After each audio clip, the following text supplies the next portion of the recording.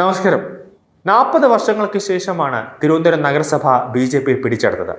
അവരുടെ മുന്നിലുള്ള ആദ്യ ദൗത്യം എന്താണെന്ന് പറഞ്ഞു കഴിഞ്ഞാൽ ആറ്റുകാൽ പൊങ്കാലയായിരുന്നു. അത് ഗംഭീരമായി നടത്തുക, ഒരു പ്രശ്നമോ ഒരു പരാതിയോ വരാതെ ഗംഭീരമായി നടത്തുക എന്നതായിരുന്നു. അതിനെ ഇടങ്കോലിടാൻ അല്ലെങ്കിൽ അതിനെ തകർക്കാൻ ശിവൻകുട്ടി ഉൾപ്പെടെയുള്ള CPM നേതാക്കൾ അഹോരാത്രം പണിപെട്ടു. അതിനാദ്യ പടിയായിരുന്നു വെള്ളം കുടി മുട്ടിക്കുക. അതിൽ അവർ ചെയ്തത് ജല അതോറിറ്റിയിലെ CPM നേതാക്കളുമായി അവർ ഒരു തന്ത്രമൊക്കെ മെനഞ്ഞു. രാത്രി കാലങ്ങളിൽ വാൽവിൽ കൂടുതലായിട്ട് എയർ പ്രഷർ കയറ്റിവിട്ട് വെള്ളത്തിൽ ഒരു ബുദ്ധിമുട്ടുണ്ടാക്കുന്ന രീതിയൊക്കെ അവർ പ്രയോഗിച്ചു. ഇത് ആറ്റുകാൽ ഉത്സവ സമയത്ത്, അത് ആറ്റുകാൽ പൊങ്കാലയുടെ അന്നും തലേന്നും ഒക്കെ ഇങ്ങനൊരു ബുദ്ധിമുട്ട് വരാൻ ഉള്ള സാധ്യത ഉണ്ട് എന്ന് മുന്നിൽ കണ്ടുകൊണ്ടാണ് BJP പ്രവർത്തകർ ആദ്യമേ തന്നെ ടാങ്കറുകളിൽ വെള്ളം സജ്ജീകരിച്ച് ഓരോ വാർഡുകളായിട്ട് റെഡിയാക്കി നിർത്തിയത്. ആറ്റുകാൽ ക്ഷേത്ര പരിസരത്തടക്കം 8 ടാങ്കറുകൾ ഇതിനോടകം തന്നെ അവർ സജ്ജീകരിച്ച് നിർത്തി. കൂടാതെ സേവാഭാരതിയും കുടിവെള്ള ടാങ്കറുകളും ഉൾപ്പെടെയായി വെള്ളം, ആവശ്യത്തിനധികം വെള്ളം അവർ സജ്ജീകരിച്ച് നിർത്തി. ആ പദ്ധതി BJP പൊളിച്ചടക്കി CPMന്റെ കയ്യിൽ തന്നെ കൊടുത്തു. അതിന്റെ രണ്ടാമത്തെ പടിയായിട്ടാണ് നെടുമങ്ങാട് ആശുപത്രിയിൽ പ്രസവത്തിനിടെ ഒരു കുഞ്ഞു മരിച്ചതുമായി ബന്ധപ്പെട്ട് വലിയൊരു പ്രതിഷേധം നടന്നപ്പോൾ KGMOയെ പറഞ്ഞു, നമ്മൾ ആറ്റുകാൽ പൊങ്കാലയുമായി സഹകരിക്കില്ല, ഡോക്ടറിനെ സസ്പെൻഡ് ചെയ്തു, അപ്പോൾ നമ്മൾ ആറ്റുകാൽ പൊങ്കാലയുമായി സഹകരിക്കില്ല എന്ന്. അപ്പോൾ BJP പറഞ്ഞു, വേണ്ട, നിങ്ങളുടെ ഒന്നും ആവശ്യമില്ലാതെ ആറ്റുകാൽ പൊങ്കാലയിൽ ഡോക്ടേഴ്സിനെ ഇറക്കാൻ നമുക്കറിയാമെന്ന് പറഞ്ഞു. അങ്ങനെ സേവാഭാരതി RSSും കൂടെ ഇടപെട്ട് ഡോക്ടേഴ്സിനെ ഇറക്കാം എന്നൊരു നീക്കം നടത്തി. കൂടാതെ അമൃത ആശുപത്രി പറഞ്ഞു, നിങ്ങൾക്ക് എത്ര ഡോക്ടർമാരെ വേണമെന്ന് പറഞ്ഞാൽ മതി, അത്രയും ഡോക്ടർമാരും അതിൻ്റെ എല്ലാ സജ്ജീകരണവുമായിട്ട് നമ്മൾ ആറ്റുകാൽ ക്ഷേത്രത്തിൻ്റെ മുന്നിൽ തന്നെ ഉണ്ടാകും, നമ്മൾ ക്യാമ്പ് ചെയ്യുമെന്ന് പറഞ്ഞതോടുകൂടി KGMOയുടെ പ്രാധാന്യം നഷ്ടപ്പെടുമോ എന്ന ഭയത്തിൽ അവർ മുട്ടുമടക്കി. അങ്ങനെ ആ ഒരു പണി BJP പൊളിച്ചടക്കി കൈ കൊടുത്തു. രണ്ടാമത്തതാണ് ഏറ്റവും പ്രധാനപ്പെട്ട കാര്യം, മാലിന്യം. അതായത് പൊങ്കാല കഴിഞ്ഞതിന് ശേഷം റോഡിൽ ഉണ്ടാവുന്ന ടൺ കണക്കിന് മാലിന്യം, ഇതിനെ മാറ്റുക. പണ്ട് കാലങ്ങളിൽ, അതായത് CPM തിരുവനന്തപുരം നഗരസഭ ഭരിച്ചിരുന്ന സമയത്ത് അവരെന്താണ് ചെയ്തിരുന്നത്?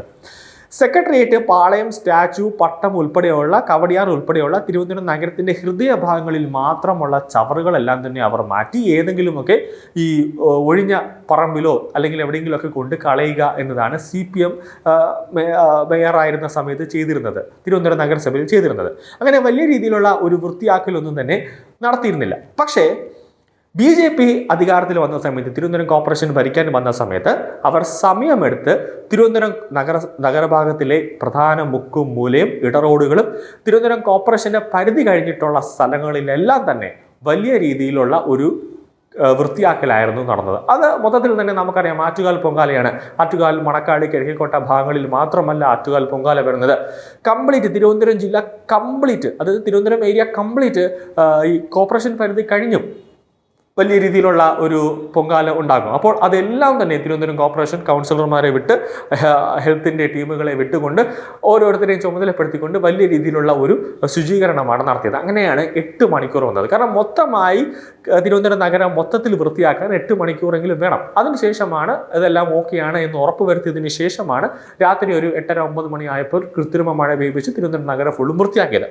ഇനി ഇപ്പോൾ ശിവൻകുട്ടി അടക്കം പിറ്റേ ദിവസം തന്നെ ഒരു പോസ്റ്റ് ഇട്ടു, തിരുവനന്തപുരം നഗരത്തിൽ ആറ്റുകാൽ പൊങ്കാല കഴിഞ്ഞു, ശരവേഗത്തിൽ ക്ലീനിങ് എല്ലാം നടത്തി, അതിന് തിരുവനന്തപുരം കോർപ്പറേഷൻ അഭിനന്ദനം അർഹിക്കുന്നു എന്നൊക്കെ പറഞ്ഞു.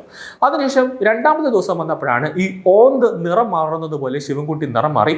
ആറ്റുകാൽ പൊങ്കാല ക്ഷേത്രത്തിന്റെ പരിസരത്ത് കുറെ ചവറുകൾ, മാലിന്യങ്ങൾ കിടപ്പുണ്ട്, അത് കോർപ്പറേഷന്റെ അനാസ്ഥയാണ്, ആനയാണ്, ചേനയാണ് എന്നൊക്കെ പറഞ്ഞുകൊണ്ട് വന്നു.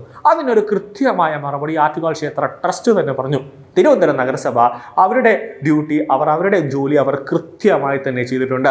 ഈ മാലിന്യം എല്ലാം കിടക്കുന്നത് ക്ഷേത്രത്തിന്റെ പരിസരത്താണ്, അത് ക്ഷേത്രത്തിന്റെ ഉത്തരവാദിത്തമാണ്. ഇനിയും ഉത്സവങ്ങളെല്ലാം കഴിയും, ഉത്സവവുമായി ബന്ധപ്പെട്ട ചടങ്ങുകൾ ഇനിയും പൂർത്തിയാകാനുണ്ടായിരുന്നു. അതുകൊണ്ടാണ് ഈ മാലിന്യം എല്ലാം കടന്നത്. അത് ഒരാഴ്ചയോളം സാധാരണഗതിയിൽ അങ്ങനെ കിടക്കാറുണ്ട്, അത് എല്ലാ വർഷവും അങ്ങനെ തന്നെ കിടക്കാറുണ്ട്. അതിനുശേഷം ക്ഷേത്രത്തിന്റെ ട്രസ്റ്റ് തന്നെ ഒരാളെ നിയമിച്ചുകൊണ്ട് ഇതുമായി ബന്ധപ്പെട്ട മാലിന്യങ്ങളെല്ലാം തന്നെ മാറ്റി വൃത്തിയാക്കും എന്ന് തന്നെ ആദ്യമേ പറഞ്ഞിട്ടുണ്ട്. ഇതിൽ ഈ ക്ഷേത്രത്തിൽ കിടക്കുന്ന മാലിന്യവുമായി ബന്ധപ്പെട്ട് തിരുവനന്തപുരം നഗരസഭയ്ക്ക് യാതൊരു വിധ ഉത്തരവാദിത്തങ്ങളും ഇല്ല എന്ന് ക്ഷേത്ര ട്രസ്റ്റ് തന്നെ പറഞ്ഞതോടെ നാണം കെട്ട് നാറിയത് വിദ്യാഭ്യാസ മന്ത്രി ശിവൻകുട്ടി തന്നെയാണ്.